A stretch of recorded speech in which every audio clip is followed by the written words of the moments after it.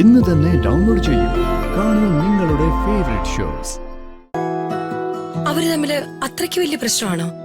ഒന്നുമില്ലമ്മേ, ഇതൊരു സാധാരണ വഴക്കായിട്ടാ എനിക്ക് തോന്നുന്നത്. അല്ലെങ്കിൽ തന്നെ രാജുവിനെയും ഋതികമോളെയും നമുക്കറിയില്ലേ.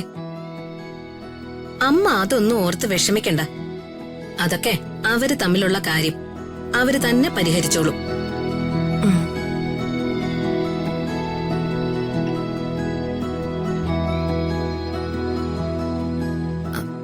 അമ്മ, ദേ ഋതികമോള് വരുന്നുണ്ട്. ആ കൊച്ചിനോട് ഇതൊന്നും ചോദിക്കണ്ട കേട്ടോ. ചോദിക്കാതിരിക്കുന്നത് ശരിയാണോ മോളെ? ഇതങ്ങനെ നീട്ടിക്കൊണ്ടു പോകുന്നത് അത്ര നല്ലതല്ലല്ലോ. രാധമ്മേ, ചപ്പാത്തി കറിയാണോ? ഞാൻ വരാൻ താമസിച്ചു പോയോ? താമസിച്ചു പോയിട്ടൊന്നുമില്ല, ഇപ്പൊ സ്റ്റാർട്ട് ചെയ്തേ ഉള്ളൂ. അപ്പോ ചപ്പാത്തി ഞാൻ പരത്താം. പിന്നെന്താ, ഞാൻ ചപ്പാത്തി പരത്തിയാലേ പലതും പല ആകൃതിയിലായിരിക്കും. പരത്തിക്കോ. ശരി. അവൾക്ക് ആ സമയം കൂടെ പോയി ജയനോട് വഴക്കിടാലോ. ആഹാ, വഴക്കുണ്ടാക്കുന്നത് ഞാനാണോ? ജയേട്ടനല്ലേ?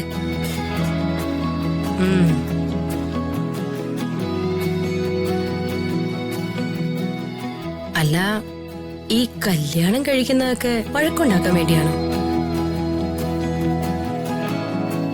വഴക്കാണോ പ്രധാനം? എന്നുവെച്ചാ അമ്മ വഴക്കുണ്ടാക്കാത്തൊരാള്. എത്ര ദിവസാ എന്റെ അച്ഛനെ മുള്ളാണിയിൽ നിർത്തിയത്?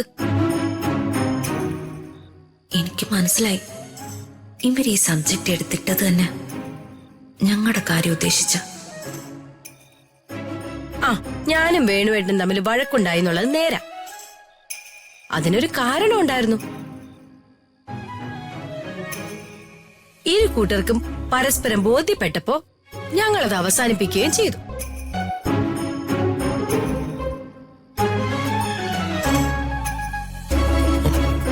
രാജു, ഇങ്ങ് വാ.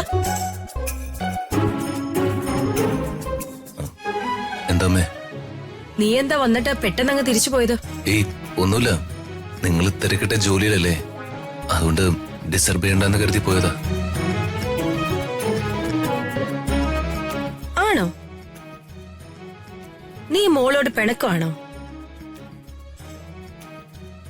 എനിക്കേ ആരോടും പിണക്കമില്ലമ്മേ. എല്ലാവർക്കും എന്നോടാ പിണക്കം. ആ എല്ലാവരും ആരാ? ഞാനാ.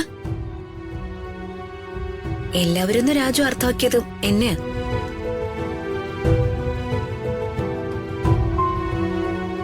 രാധമ്മയ്ക്ക് അറിയാലോ, പിണക്കവും വഴക്കവും ഒന്നും എനിക്ക് സഹിക്കാൻ പറ്റില്ല.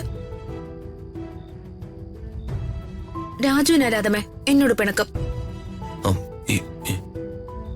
എന്ത് പറഞ്ഞാലും വഴക്കും പിണക്കും.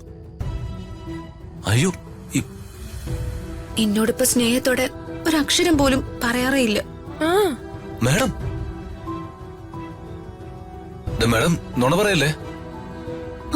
ഞാൻ പറയുന്ന നുണയൊന്നുമല്ല, സത്യം. ആ, അതിരിക്കട്ടെ. എന്തായാലും ഈ വഴക്കിനൊരു കാരണം ഉണ്ടാവുമല്ലോ. എന്താ കാരണം?